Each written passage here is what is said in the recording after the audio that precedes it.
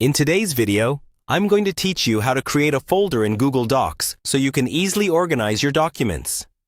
First, go ahead and open Google Docs in your web browser and sign into your Google account if you're not already logged in. Once you're on the main Google Docs homepage, you'll see your recent documents and templates. You can create a folder either from this main screen or from inside a document, and I'll walk you through both so you can choose whichever feels more natural. Let's start from the Google Docs homepage. At the top, look for the small folder icon, usually near the search bar. This icon lets you open your Google Drive, which is where all your docs are actually stored. Click on that folder icon, and a panel will open showing your Drive folders and files. In this panel, look for the option that says New Folder, or an icon with a folder and a plus sign.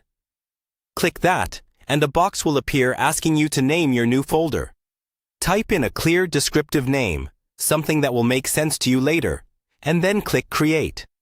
Your new folder is now part of your Google Drive. If you already have a document open and you want to create a folder for it on the spot, you can do that without going back to the homepage. With the document open, look at the top of the screen for the document's title. Right next to the title, you'll see a small folder icon. Click that, and a window will pop up showing where the document is currently stored in your Drive. In this window, you'll also see the option to create a new folder. Click New Folder, give it a name, and then hit the check mark or Create button. After that, make sure you select the new folder and click Move Here. This places your current document directly into the folder you just created. A quick tip: try to group similar documents together, like school notes, work projects, or personal files, and create separate folders for each category. Over time, this will save you a lot of scrolling and searching. Also remember that these folders live in Google Drive, so if you ever open Drive directly, you'll see the same structure there. That's all there is to it.